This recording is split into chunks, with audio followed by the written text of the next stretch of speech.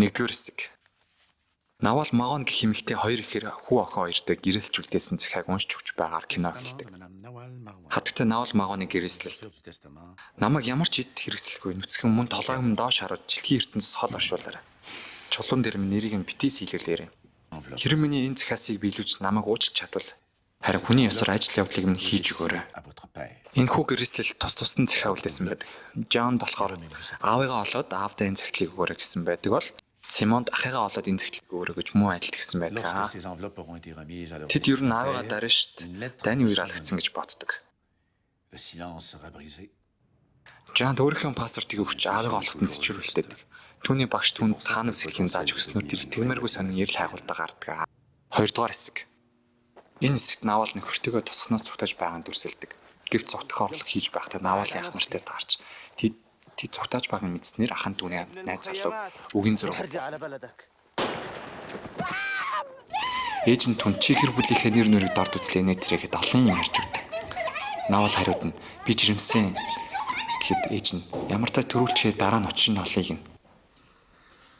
Бодлого Навал хүү төрүүлж хүүгийн баруун олны дээд хэсэгт нь 3 харцын тэмдэг тавьдаг. Та нарын тэмдгийг маш сайн хараарай. Ээж нь түүнийг хүүг авч өөр тос руу аваачна. 3 дугаар хэсэг. Охин ээжийнхээ өнгөрсөн амьдралыг судлахаар дараа шүү явна. Ээжийн талаар хайж суралцж байсан сургуульд очиж лавлаж сум. Гэтэл нэгэн өвгөн багш ээжийн зургийг харчаад артлыг нь таних тэмдгээр хэлдэг. Энэ бол шорон байна гэж хэлснээр байдал олон сонирхолтой болдог. Тухайн ээж их намдарч байсан үед дайн болж байдаг бөгөөд дайн өөрийнх нь улс руу ирэхгүйг мэдээд Навал авахын хасаа шүн оргодог. Орохдоо хүүгээ хайхаар шүлээ.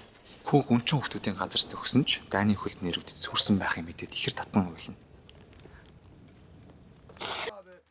Тэгээд цааш үргэлжлүүлээд автобусанд дайгтал босгочтой таарлаж юу автобусанд байсан хүмүүс рүү буудаж Навал болон хүүхдэд ивэрсэн их хурал амьдлдаг. Навал яхавтай сэргэлэн болохоор босгочдын талын таних тэмдгийг өөртөө авч явснаа харуулж ам малтардаг. Яг тэрхэн үед охины амийг аврахаар санаас илэн миний охин гэж орсоор нөгөө эмэгтэйгээс охиныг аварна. Бас амар ухаан байгаа шүү.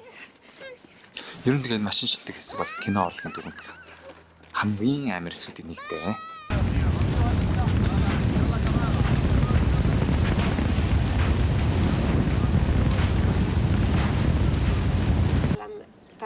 Дөрөвдүгээр хэсэг.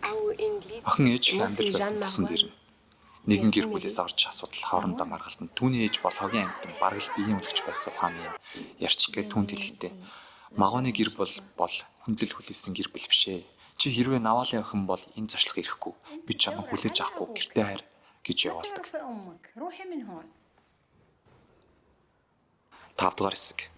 Хилнийхэн тусламжтай босгочдын тэргүүний гэрт хүүхэд нь хил захаар ажилд орно. Удалгүй босгочдын тэргүүний гэрт нь буудаж унаадаг. Бас лав хүн байгаа шүү. Тэгээ барьснаар хорох ангид хүрэгддэг.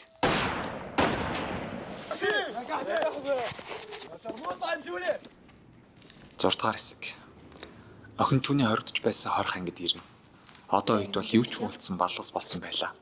Өмнө бол олон хүний зовлон шаналл нулимс хагцал гэд бүхнийг шингээсэн ёрын газар байсан нэлт. Хайсар байгаад хуучин цаг шоронгийн эрхэлж байсан өвгөнийг олж ээжигээ асуув. Хариуд нь тэр бол үргэлж дуулдаг бүхэн байсан. Дугаар 72. Баруун зүгийн Христийн цэргийн удирдагчийг бууцсан. Мөн 13 жилийн турш тэр бууж өглөх тэмцсэн. Түн шиг эмэгтэйг би нэг ч харж байгаагүй. Үргэлжлүүлэн өвгөн Абу Тарак гэх хэр түүнийг маш олон удаа дараалан хүчнэсэн. Төгсгөлд нь тэр жирэмсэн болж тэндээ төрсөн гин. Тэгээд Жан ах руугаа энэ талаар бүгдийг яриад үлддэг. Тэгээд тэд нар ах гээд баг хүнийг нь тэнд төрсөн байна гэж олгоцсон. Үгүй яг онлын үед байсан болов. Гэхдээ тэдний бодсон шал өөрөөр. 8 дугаар хэсэг. Энэ хэсэг түүнийг хүчндүүлж байгаа хэсэг гардаг. Хамгийн нүд талтар хэсэг нь тэр өөрийгөө золбуулахаар өөрхөн гиз рүү цогтөг. Шоронгийн харгалзагчийн хүүхэд болохоор үзэн янцтгэл өөрөө ирэхгүй дөрнө. Шоронгийн солигч түүнийг их барьж түүнийг төрүүлдэг. Хамгийн сонирхолтой нь хоёр их ирсэн байдаг. Түүний эргэл хагуулт нь ах нь нэмэгдснээр цааш явж нөгөө их барьсан зүйлчийг олж уулздаг. Vous avez travaillé à la prison de Kfar Yad comme infirmière? 9-р хэсэг. Энэ хэсэгт нөгөөх баруун хөлөндөө 3 хар зэгтэй хүн алуурчин болсныг харуулж эхэлдэг. За дараагийн хэсэг. Удалгүй нөгөө хоёр чинь хайлтаа өргөжлүүлэн удирдах албан шалтнуудаас Абу Таракийн талаар мөн ахыхаа талаар мэдээ сонсноо. Харин тэд Навалын дөрөөс эхний хүүхдийн талаар мэдээлэл олсон тэдэнд Il est хэлцгээв. probablement mort lui Бүр aussi. Нихад гэдэг нэртэй байсан гэж Je ne dis хэлдэг. pas qu'il est mort.